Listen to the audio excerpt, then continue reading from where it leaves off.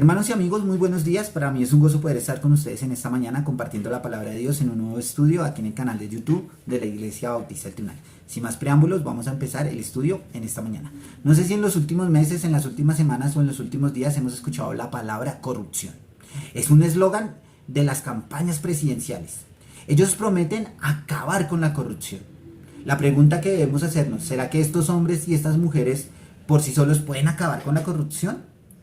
Hermanos y amigos que me acompañan, quiero decirles que la corrupción es un estado natural del ser humano. Y eso lo podemos ver en la palabra de Dios. En Génesis, el capítulo 6, se implementa por primera vez la palabra corrupción. La sociedad en la cual estaba Noé, que era un hombre justo, un hombre que caminaba delante de los ojos de Dios, estaba corrompida por el pecado. Ahí se implementa la palabra corrupción. Ahora traigámoslo a nuestros días. ¿Será que esta sociedad en la cual vivimos está corrompida? ¿Es corrupta? Claro que sí. ¿Y gracias a qué? Al pecado. Gracias al pecado. Ahora, ¿será que estos hombres y estas mujeres pueden vencer la corrupción? Pues obviamente no. ¿Por qué? Porque la corrupción no solamente significa robarse el dinero público. La corrupción también significa mentir.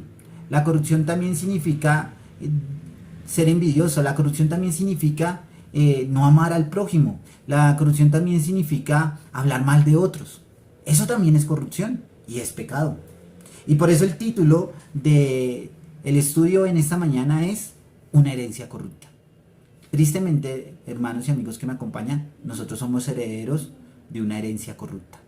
Una herencia corrupta que viene desde nuestros antepasados y que cada generación ha ido creciendo. Pero ¿qué debemos hacer?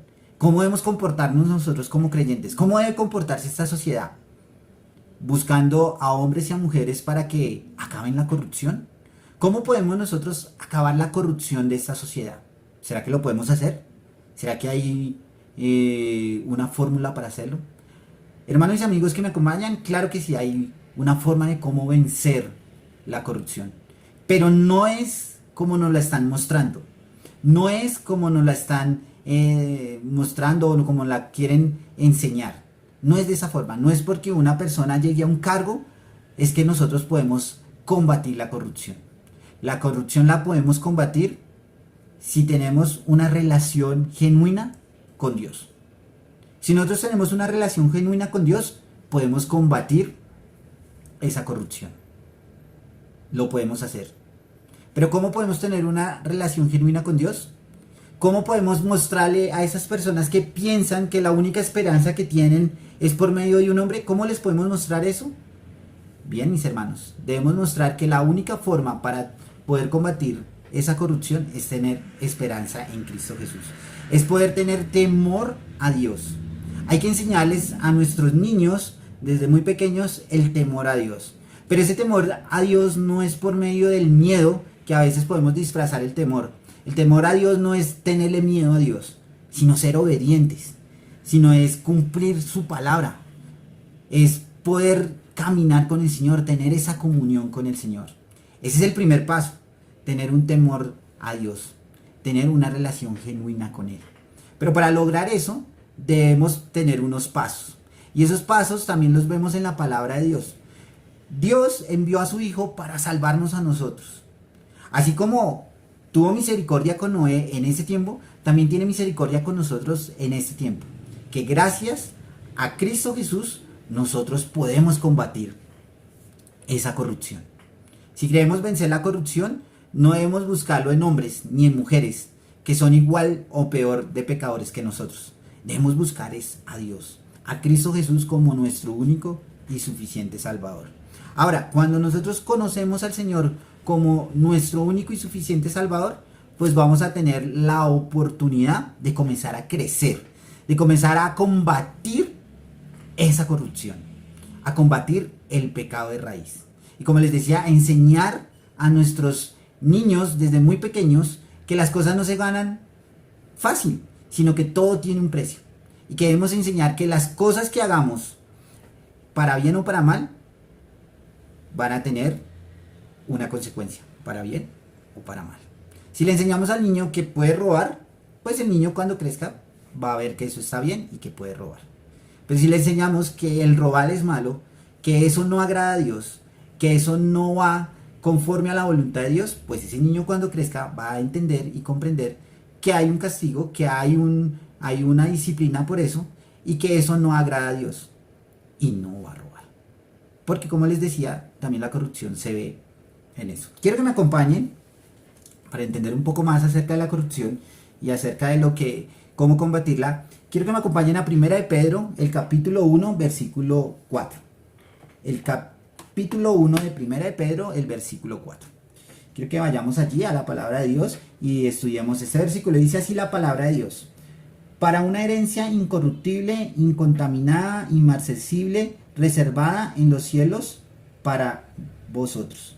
Veíamos en el estudio anterior que nosotros teníamos una esperanza viva.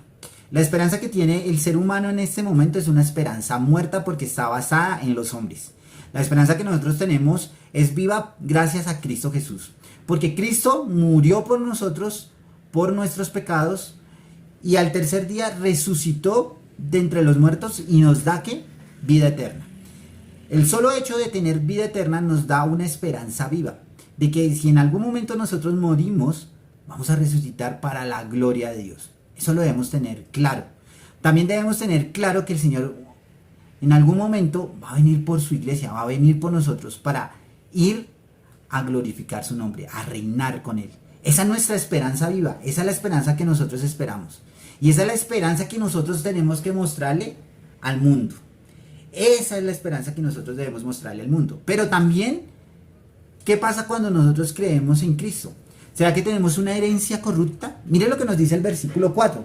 Para una herencia incorruptible. O sea, que no hay corrupción, que no hay pecado. Somos herederos de una herencia sagrada, de una herencia para Dios, una herencia buena, santa, pura. Tenemos esa herencia. Antes teníamos una herencia corrupta, ahora tenemos una herencia santa, incontaminada, inmarcesible. ¿Por qué incontaminada? ¿Por qué incontaminada? Pues que ya no está el pecado. Aunque nosotros podemos decir, podemos pecar y podemos llegar a ese punto, sabemos que el Señor ya pagó por nuestros pecados. El punto es que nosotros no podemos seguir en ese pecado, debemos apartarnos de él. Pero ¿saben? Esta sociedad no entiende esas cosas. Ahora nosotros tenemos que mostrarle por medio de la palabra de Dios lo mal que están. Y debemos compartirles el evangelio. Eso es lo que debemos hacer para que ellos puedan también entender que pueden lograr una herencia incorruptible. No una herencia corruptible, sino una herencia incorruptible. Una herencia incontaminada. Una herencia inmarcesible. Y una herencia que no es en este mundo, como esa herencia corruptible que está. Porque ¿qué pasa con los que siguen esa herencia? Que están allí, que son herederos de esa herencia. Pues sencillamente que su final va a ser en condenación, van a estar en el infierno, eternamente.